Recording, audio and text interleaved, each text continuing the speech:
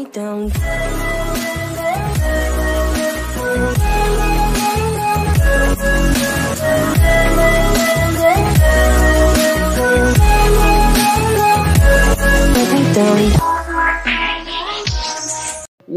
Ouais, comment qu'ils vont ceux-là? Ça faisait longtemps, hein. Ça faisait très longtemps que j'avais pas sorti de vidéo. Oui, je vous l'accorde. Quasiment 2 ans, 3 ans, je crois, sans vidéo sur la chaîne YouTube. Donc oui, ça fait énormément de temps. Pas que je ne voulais pas en publier, hein, bien évidemment, vous le savez.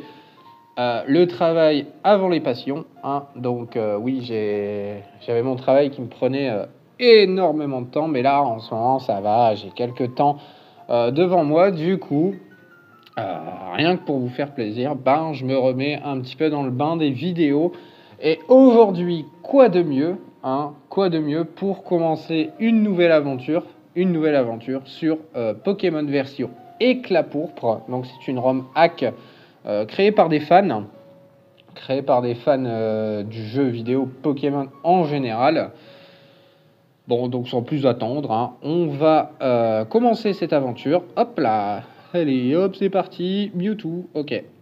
Nouvelle partie. Il y avait déjà une partie de commencer, mais je vais pas commencer un let's play avec une partie déjà commencée, pardon. Donc, je vais recommencer forcément la partie. Alors, pour les joueurs, ne jamais payer pour jouer à ce jeu. Bon, je pense pas qu'il faut payer pour jouer à ce jeu, je pense pas, hein. La ROM est gratuite. D'ailleurs, je vous mettrai le lien du Discord ou le lien directement, selon votre choix, de la ROM en description de la vidéo. Comme ça, ceux qui veulent y jouer de leur côté, faire l'aventure de leur côté, vous pourrez. Ça se joue sur émulateur GBA, puisque c'est une ROM hack de Game Boy. Donc voilà. Alors, les commandes, forcément, ça on sait tout, hein. Alors, bienvenue dans le jeu Pokémon version Éclat Pourpre. Ce jeu a été réalisé par Myst et Mickey. Donc, c'est les deux réalisateurs du jeu, donc les deux fondateurs de la ROM hack. Donc, c'est eux qui ont créé le jeu et qui a été créé d'ailleurs en 2019. Donc, vous voyez quand même, ça remonte à 6 ans maintenant que le jeu est sorti. Et aujourd'hui, on va faire un let's play dessus. Mais un let's play assez différent des autres let's play. Vous allez voir, je vous en dirai plus tard dans la vidéo. Vous allez vivre une aventure inédite dans un jeu entièrement remanié. Une toute nouvelle région ainsi que de nombreux dresseurs vous attendent. Donc ce jeu sera basé sur une nouvelle région. Donc ça c'est fort sympathique. Vous retrouverez également certains personnages emblématiques de la série rencontrés dans les précédents opus. Alors appuyez sur le bouton A et débutez le jeu. Ok, donc là on risquerait peut-être de rencontrer, je sais pas...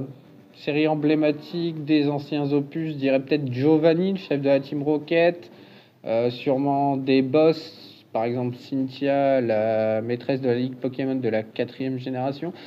Ouais, peut-être un petit peu de tout, je pense, hein. Donc on verra bien, écoutez, on verra bien. Alors, voyons voir. Ok, bon, ça commence déjà bien. Bonjour, chers téléspectateurs. Je suis Nathalie Redoux, votre journaliste sur Channel 6. Ok. Ceci est un flash info de la plus haute importance à propos de la récente vague de crimes. Alakazam. Ah oui, d'accord. Donc, elle perd pas le temps direct à Alakazam. Grâce à notre Pokémon, nous avons pu nous infiltrer dans un repère désormais abandonné et nous avons pu récolter des informations sur ces terribles vols de Pokémon.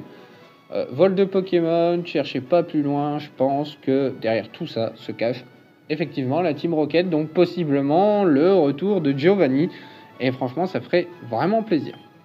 Nous avons cependant aucune certitude quant à l'objectif de ces criminels. Bon, c'est pas dur, hein. Voler tous les Pokémon, prendre leur gène, créer un Pokémon ultime, c'est peut-être pour ça que le jeu est orienté vers Mewtwo, pardon. Alors, voyons voir. Nous interviewons actuellement un jeune dresseur de Pokémon qui a obtenu un Pokémon pour se protéger en accord avec la nouvelle mesure d'autodéfense. Ah oui! Allez, d'accord. Carrément, ça fait des règles pour se protéger. Ok, d'accord. Alors, ce jeune dresseur originaire de Bourrivière se nomme... Ok, donc la ville du départ du jeu s'appelle Bourrivière. D'accord, ok. Donc là, on va se renommer Wister, hein, forcément, hein. LOL. Wister, l'aventurier de Pokémon dans toute sa splendeur. DR. Oui, bien sûr, bien évidemment, je m'appelle Wister, il n'y a pas de souci. Certains dresseurs, quant à eux, ont déjà croisé et vaincu certains de ces individus nuisibles. Ah oui, donc c'est carrément nuisible pour l'environnement. Nous avons ici un jeune dresseur ayant déjà vaincu ces individus une fois. Il se nomme... alors, on a le choix, soit on lui donne un surnom que nous-mêmes on choisit, ou sinon on a Green, Yann, Maël et Davy. Bah écoutez, moi je pense partir sur Maël, parce que j'aime beaucoup Seven Deadly Sins, et il y a un personnage dedans qui s'appelle Maël, et j'adore ce personnage tout autant. Donc voilà, on va partir je pense sur Maël, écoutez. Je conseille à tous les dresseurs de rester sur leur garde. Ces voleurs sont nombreux, mais individuellement, ils ne sont pas très forts. Ouais, bon, c'est un petit peu logique, hein. On va pas tous les affronter un par un non plus. Enfin si, on va tous les affronter un par un, mais on va pas tous les affronter en même temps, quoi. Sinon, ce serait vraiment le bordel. Ceci conclut notre émission. À vous les studios. Ok, donc ça commence directement comme ça. Avant de commencer à jouer, veuillez régler vos paramètres. Ouais, vitesse 3. Hein. Ouais, animation combat, oui, forcément. Alors, je vous avais dit que c'était un let's play différent des autres. Et la première règle va s'appliquer directement. Le style de combat sera en défini. Ça veut dire que quand on aura un dresseur qui aura plusieurs Pokémon, nous n'aurons pas la possibilité de choisir de changer de Pokémon. On devra attendre que le dresseur adverse envoie son Pokémon pour savoir si on switch ou si on reste. Ça va déjà mettre une difficulté énorme au jeu pour les faiblesses, les avantages types, etc. Le son, on va le laisser en stéréo. Et la difficulté, on a le choix entre 3 niveaux de difficulté. Normal, facile et difficile. Et évidemment, vous vous en doutez, on va jouer en mode hardcore. Donc on va choisir difficulté difficile. Et après, le type de fenêtre, on va choisir fenêtre 10. Hein. Ça reste basique, on s'en fout. Donc là, on a accès directement au menu. Je crois qu'on peut rien faire. Hein. Exact, on peut absolument rien faire. Hein. Ok, bon. Ce jeu propose 2 taux d'apparition de Pokémon Shiny. Vous devez choisir entre un taux de 1 sur 400 et un taux de 1 sur 8192. Ce qu'il faut savoir, c'est que le 1 sur 8192, c'est le taux de base. En gros, dans tous les jeux, on a une chance sur 8192. De la 1G jusqu'à la 3G, si je ne me trompe pas, si je ne dis pas de bêtises, rectifiez-moi dans les commentaires si jamais c'est une connerie. On avait ce taux de Shiny là qui a été revu à la baisse à partir de la 4e génération. Donc en gros, un taux de Shiny très bas où il fallait chercher pendant des heures, voire même des journées à l'époque, pour trouver un Pokémon chromatique.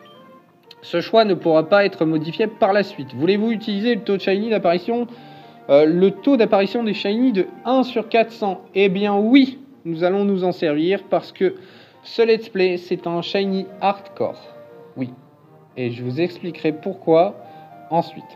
Vous êtes dans votre chambre en train de contempler la Pokéball de votre Pokémon récemment acquis que le professeur de Bourrivière vous a donné. Ok, donc là, on a déjà direct notre starter à peine commencé. Ok, votre choix s'est porté sur le type feu. Donc nous avons Salamèche en premier choix, Hérissandre, Poussifeu, Wistikram, Gruicui, Fennec, Flamiaou, et ensuite c'est tout. Ok, donc les starters vont de la première génération à la 7e génération. Donc, typiquement pour le type O, on a Carapuce, Kaiminus, Gobu, Tiplouf, Moustillon, Grenousse et Otaka. Et généralement, voilà, le type plante, on a Bulbizarre, Germignon, Arco, Tortipousse, Vipellière, Marisson et Brindille. Alors, pour ce choix de starter, je vais vous laisser décider dans les commentaires ou sur Discord quel starter vous choisissez pour mon aventure. Alors, mon aventure va commencer avec le starter de votre choix. Alors, choisissez bien, parce que là, on a mis la difficulté difficile. C'est-à-dire que le jeu va être axé vraiment en mode hardcore. Et petite subtilité également, c'est pour ça que je vous disais que ce let's play est différent des autres. C'est parce que aujourd'hui, nous allons commencer un Shiny Only Nuzlocke en mode hardcore sur ce jeu. Alors, Shiny Only, bon, je pense que vous le savez tous, on ne pourra utiliser que des Pokémon Shiny. D'où le fait que j'ai choisi le taux de Shiny de 1 sur 400, bien évidemment, pour accélérer les choses, parce que j'ai pas envie de passer des jours non plus, voire même des mois avant de trouver un Pokémon Shiny, et du coup forcément les vidéos seraient décalées, et ça non merci. Donc forcément j'ai pris le taux le plus bas pour aller 2 fois plus vite. Seconde partie, le Nuzlocke. Alors le Nuzlocke, pardon, qu'est-ce que c'est? C'est un mode de jeu qui est implanté par des règles, et les règles sont les suivantes. Interdiction de capturer plus d'un Pokémon par zone. J'espère que c'est clair pour vous. Toutes les zones qu'on aura, que ça passe par les villes, par les routes, par les grottes, etc., nous n'aurons le droit qu'à une seule capture par zone. Et évidemment, puisque c'est un Shiny Only, il faudra que dans cette zone, nous ayons un Pokémon Shiny avant de valider la zone. Bien évidemment, les recherches seront longues. On peut se taper du hasard, comme on peut avoir le Pokémon qu'on recherche le plus. Et ensuite, le mode hardcore, c'est parce qu'il y a aussi d'autres règles que je me suis mises pour vraiment pimenter le let's play. C'est-à-dire, première règle déjà, interdiction d'utiliser des objets de soins en combat. Voilà, tout simplement. Donc pas de potion, pas de super potion, tout ce qui s'ensuit. Rien, pas de guérison, pas de rappel, rien du tout. Les centres Pokémon seront limités à 3 accès par vidéo. Donc c'est-à-dire qu'on aura le droit d'aller au centre Pokémon que 3 fois par vidéo, que ce soit pour aller chercher un nouveau Pokémon dans le PC parce qu'on a eu un mort, que ce soit pour aller soigner ses Pokémon ou autre, nous n'aurons le droit qu'à 3 fois par vidéo. Déjà, rien que là, ça promet d'être vachement compliqué. Je ne m'interdis pas les objets de soins, donc rappel, potions, etc., en dehors des combats, forcément, parce que sinon, ce serait vraiment le bordel. Le Nuzlocke commence uniquement au moment où on a débloqué les Pokéballs, ce qui risque d'aller très très vite dans ce jeu. Donc en espérant qu'on ne meure pas avant, mais bon, comme le Nuzlocke commence uniquement lorsqu'on obtient les Pokéballs, même si on meurt avant, c'est pas très très grave. Et forcément, nous devrions faire tout le jeu sans utiliser la bicyclette. Oui, parce qu'il y a une bicyclette dans le jeu. Donc, nous devrons tout faire sans utiliser la bicyclette, sans utiliser de potions dans les combats, bien évidemment, en utilisant 3 fois les centres Pokémon. De toute façon, les règles seront affichées pour vous à chaque épisode à l'écran. Shiny Only, donc un Shiny minimum par zone. Donc, il va bien falloir noter toutes les zones qu'on a faites et toutes les zones qu'on n'a pas faites pour justement se faire ce stock de Pokémon, puisque l'aventure promet d'être vachement compliquée. Et ensuite, à la toute fin, normalement, on devrait pouvoir s'en sortir si le jeu le décide, bien évidemment. Voilà, maintenant vous savez tout. Je vous laisse encore une fois le champ commentaire de la vidéo pour choisir le starter de notre fabuleuse aventure qui va démarrer. Vous avez aussi la possibilité de me contacter sur Discord. Je vous mettrai mon pseudo Discord. Voilà, je cherche après le mot oui. Qu'est-ce qu'il y a?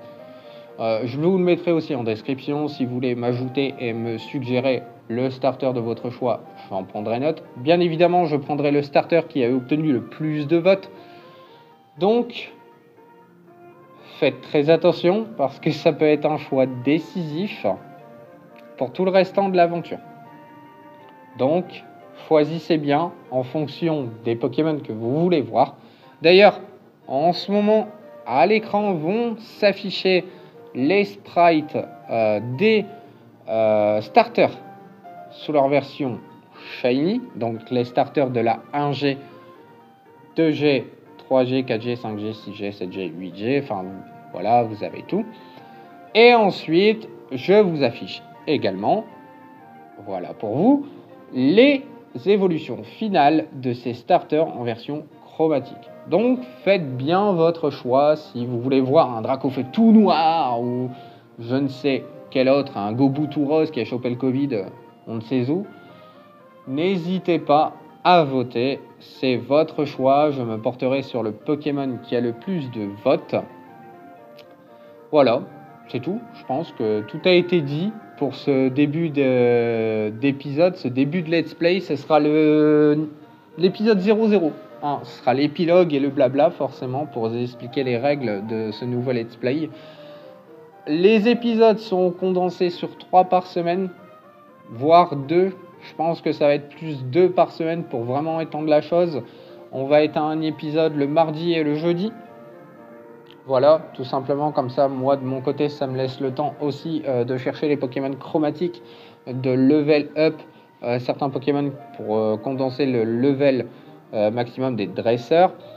Et ensuite, on se retrouve le mardi et le jeudi, forcément, pour débuter l'épisode. Alors, cette semaine, étant donné que je vous poste la vidéo aujourd'hui, donc on est lundi, le premier épisode sera jeudi, forcément.